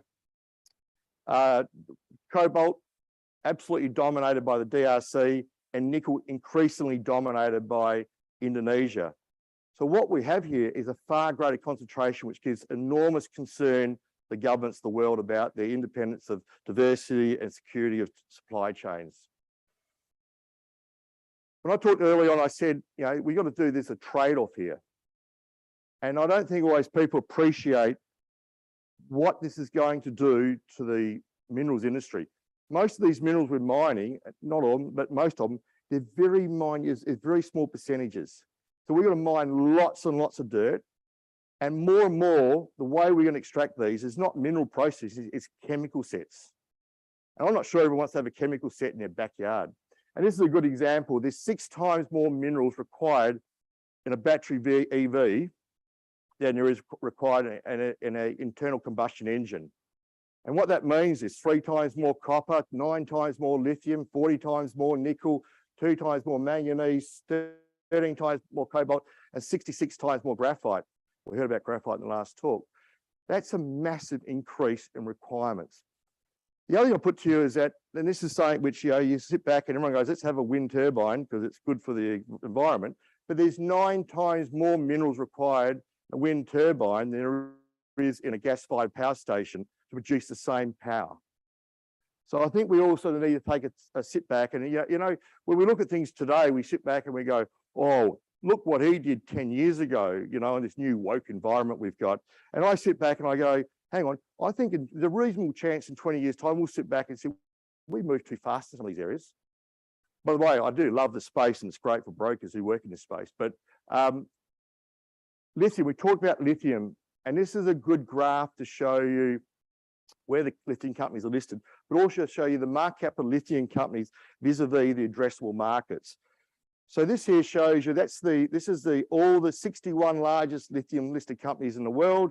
This is the Chinese Stock Exchange. This is the ASX. This is North US. This is Toronto. And this is little old London, which is becoming more and more relevant. But what it shows you here is that currently the lithium carbonate price is about $60,000 a tonne, and that addressable market is sub $50 billion. But the combined market capitalized 142, and if you add on the attributable market caps to these large diversified companies, it's about $180 billion, or 3.7 times the addressable market. What this tells us is that this group here, the market's suggesting that invest in this group here because this is going to grow and grow and grow, as what's been reflected in those earlier graphs. This is back on the lithium carbonate. And I just want to, so this price here is the lithium carbonate price. And look at that crazy, going up like that. It's just amazing rise. Perhaps people aren't aware, they hear these different terminologies, lithium carbonate, lithium hydroxide, lithium sulfate, SC5 and Hearse. Just what people might want to know is that, keep it simple, DSO was 1 to 1.5% lithium metal, SC 5.5, 6 as a concentrate, which is 5.5 to 6% lithium metal. A lithium sulfate, which is an intermediate midstream product, is about 13 or 14%, and they're looking to build the first plant of that in Port Hedland in the next couple of years. And then you've got lithium carbonate, which is 19% metal, and we use that because that's the deepest market, the market which is least opaque that way. And then we've got lithium hydroxide, which is about 29% metal. So it gives you a bit of an idea, because you hear these terminologies, not always people appreciate what they mean. What's interesting about this graph here is that the last sort of semi-boom we had, the combined market capitalizations of the lithium companies on ASX in 2018 hit $8 billion. In April this year, before Goldman Sachs came out and said the music is stopped for the lithium companies, the market cap's got to $48 billion. So it's just ASX listed companies. And then it dropped back to sub 30, but now it's picked up to about $34 billion as of yesterday. But when I presented a week ago, it was actually back up to $42 billion back up. So what it shows you here is this enormous rise, but the market caps are going up. This price here hasn't come down, but for our viewers, that, you know, whether it's sustainable up at that level, it's unlikely to be that case. But it just shows you this rapid increase, and it's stabilizing here now. Great story, Pilgrim Minerals, near-death experience back in 2019, 2020. As we know, the next door neighbour, Artura, did go under. Last year, they finished the year after losing $51 million and having a market cap of about $6 billion. Once again, obviously forward-looking the market is. This last year, they recently announced the result of making $563 million profit for the year. And the market cap today is, you know, that over $10 billion, approaching $11 billion. But the point I want to make on this slide is just the amazing cash build of this company. In the June quarter, they added $589 million in the June quarter. That's their cash build, one mine. Just to put that in perspective, if you added the cash build of every gold producer, from the smallest gold producer up to Northern Star, but excluding Newcrest, every gold producer, their cash build was less than that. One company, one mine, was more than all the cash build of all the gold companies listed on ASX bar Newcrest. Pretty amazing result, right?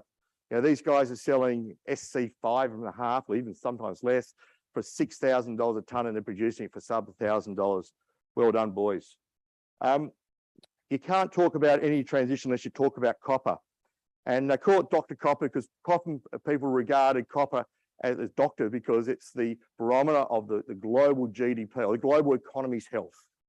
And whenever you mention recession, copper goes down. Whenever you say things are going well, they go up. And we saw that in 2021, where we saw a nice 26% increase when people with their stimulus, their low interest rates, all of a sudden we're now talking recession. You can't read the paper today without the word recession being written down there at higher interest rates. So we're seeing copper drop 21% this year. But let me tell you, I don't think the market's appreciating the amount of copper which goes into the energy transition. People have seen the slide to the left a lot, but it's well worth emphasizing. There's 3.8 times more copper required in an EV than an internal combustion engine. 3.8 times. So it's about 90 or 93 kilos of material of copper is required in an EV. And so that we expect that the crossover, when there's more copper used in EVs, to happen as early as 2024, 2025 versus internal combustion engines. That's not the only place we're seeing copper happening. Copper, the amount of copper required, whether it's solar farms or wind farms, there's a dramatic increase in the amount of copper being required. So we don't think the market's quite appreciating, this is also the global market, the importance and how much copper is going to be used in this energy transition. The same applies to nickel. Mentioned earlier, regarded as a prosperity metal. And we've seen today, this year, a drop off in price. But when we slide across to how much nickel's used today, we expect that the amount of nickel in stainless steel will go down from just under 1.1 million tons to down to about 700 million tons, 700,000 tons. But the amount of nickel going into batteries and energy transition is a 500% increase this decade, which means you put those numbers together, it's a 50% increase in the amount of nickel. Nickel's not easy to find, and it's not easy to mine, right? And when there's a 50% increase, you know, the outlook for nickel companies, I think, is tremendous, and the nickel price. Rare earths. We've heard lots of things about rare earths. We've seen it's the second worst performing metal this year. But let me tell you, the four metals, and we've heard there from Tim before, those four metals are praseodymium, neodymium, and the light. So let's go back to rare earths. What are rare earths? There's 17 metals described together. There's 17 metals which come in 5 minerals. And the metals are broken into lights and heavies. You can't do a magnet without praseodymium and neodymium. And then as vehicles change in wild fluctuations in temperature, they need the dysprosium and terbium to keep them more stable, right? So you can't have electric vehicles without these. These four metals, if they're not in deficit now, they're moving into deficit the next year or two, and we've heard that from Tim.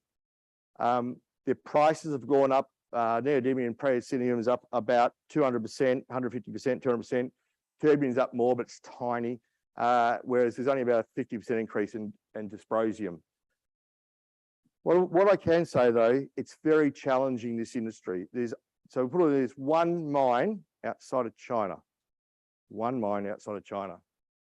Right? So when you see all these other mines coming up into production, well, good luck. That mine's Mount Weld.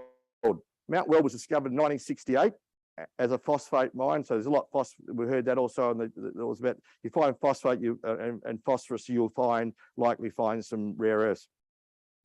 1968, it pivoted to rare earths in 1990. It then commissioned in 2012, and it finally became cash flow positive in 2019. And it is generally accepted as the best rare earth mine in the world. So if it takes that long for the best project in the world to become cash flow positive, I think we've got some challenges ahead to get more supply on. And I mentioned you before, these different types of minerals. So monazite's the one we all know about, heard about. Bastnäsite, there's got some real benefits in bastnäsite because there's already been some weathering done. So we expect that the processing of that will be easier. Xenotime, which is normally associated with heavy rare earths, so dysprosium, terbium. Apatite is another type of mineralogy. Nowhere in the world is that commercially produced anyway, not whether China or anywhere else that anyone can extract the rare earths in there.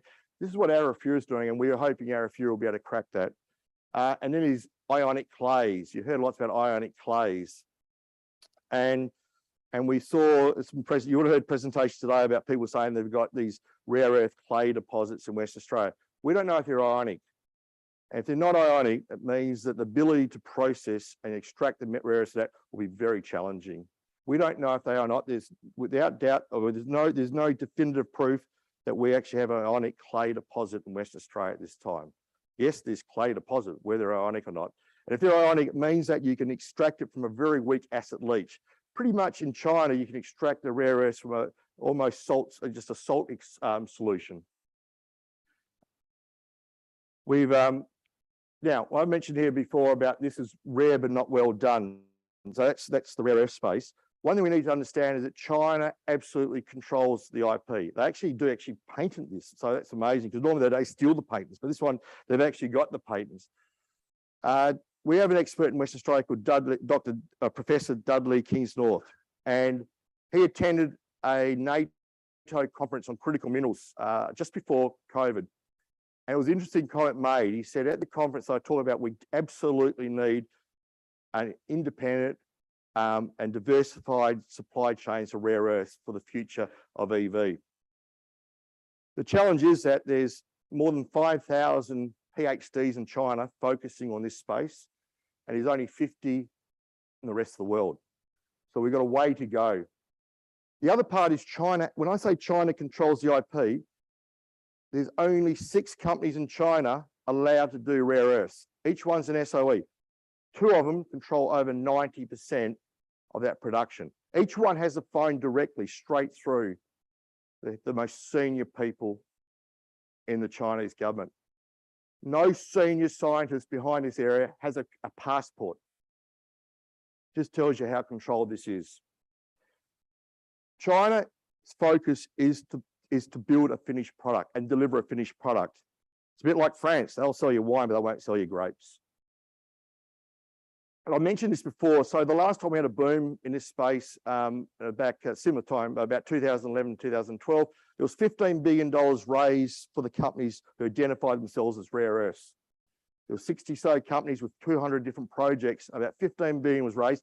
At the end of the day, most of them pivoted, some of them pivoted away from that, but over $10 billion was spent in this space and it delivered 1 mine. So it's a challenging area.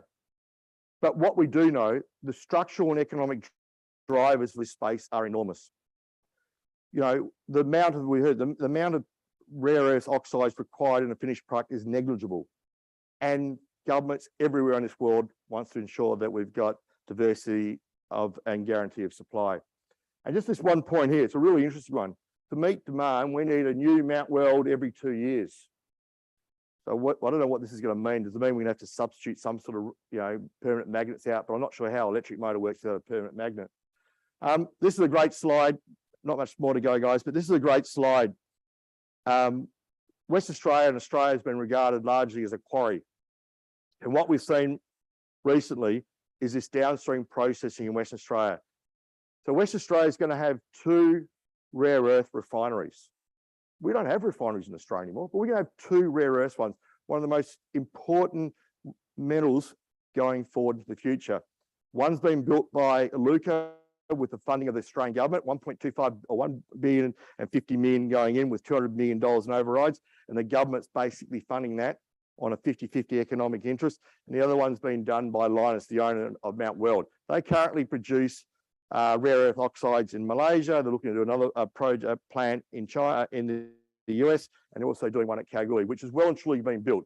It's they're spending a lot of money, nearly $1 billion there in Kalgoorlie, and it's great for Australia. We already talked about the lithium hydroxide plants. At Argonaut, we believe this commodity cycle is going to last longer because let's think about it. What are the great things which have changed household wealth historically? First one was the Industrial Revolution and the generation of the internal combustion engine. It changed the wealth of people. The next one was most probably rebuilding after World War II, particularly after all those things were destroyed. Then it was the urbanization of China. And we would say to you that this transition of power from hydrocarbons across to clean energy has potential to have the same sort of impact as what the urbanization of China did. And we know how much that increased the standard of living, not just in this country, but obviously in China and many other parts of the world. And we think this will be elongated, not because how big that driver of that changes, because the supply side will be so dampened as a result of disruption through logistics we saw in COVID, the multi-year approval processes nationalisation of assets, it's very difficult to find some of these rare earths, not just rare earths, but lithium and projects in countries. So only countries like in Africa and South America, you find something good, next thing you don't own it. So it's a very challenging way to finance these projects, and most ore bodies are blind. Just want to finish up. Who's Argonaut? Argonaut is it's a specialist investment banking and stockbroking firm focused on resources. There's 60 of us. We've been around for 20 years, and we're extremely technically driven. Our firm, we have 5 geologists, mining metallurgists. We use the same software as the very biggest companies use to analyze the resources. We've got North American license. We had an office in Hong Kong with our connection into China. China's consumes about 50% of all the products we make, so we've got to have relationships into China. We're a member of ASX. There's only 2 of us left out of WA now, where most resource companies are based. And we do, and this is one thing, and this is a plug for us at the end, we do run a fund, wonderful fund. The guy who runs it actually is not a mining guy, but that's deliberate. We have about 5 specialists who feed information into him. He makes decisions based on portfolio construction. This fund returned 44% last year. And if you went back to a slide before, the industry only did 4%. Small resources, the ASX 300 index, which he compares with, did 4%. He's done 44%. And over the 2 years, he's done 125%. Australian Fund Monitors, independent review group, rated him #1 alternative fund manager in Australia, and the #2 out of all 700 funds raised here. So if you want to know more about it, there's some documents outside, but thank you, everyone. Hopefully I've given you some thought about the space we're in. We're excited by it, and go Geelong. Did anyone want to put a question to Eddie? Hey, happy to take any questions.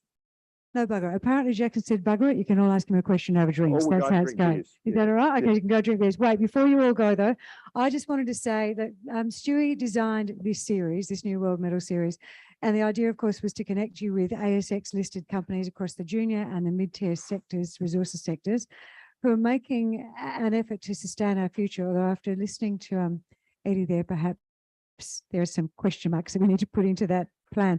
But it could mean that it jumpstart for you on investing in companies with the potential to power our future wealth portfolio. So if you would like to see any of these presentations again, you can jump onto the Vertical Events website, go to our YouTube channel. If you would like to read the actual presentations in full, please go to the company's websites and click up the top, because they should be, all my companies who are still in the room, you should be putting that presentation on your website so that we can all access it. If you've got a copy or a subscription, excuse me, to the Australian, then nip on there, go online and go back and have a look at our lift out that we did, because that's a really good reference point as well. Anything else I need to let you know about? I think that's it. I think for those of us who are there, those of you online, thank you very much for joining us. Wait, I've got a hand up the back.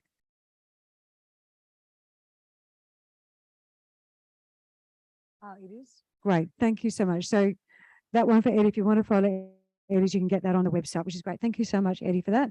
Right. For those of us who are here, we can have a drink. We can talk to the presenters. Remember our Techno conference in November and our Busselton conference in October. And we love to see you more often now the borders are open. Thank you for coming today.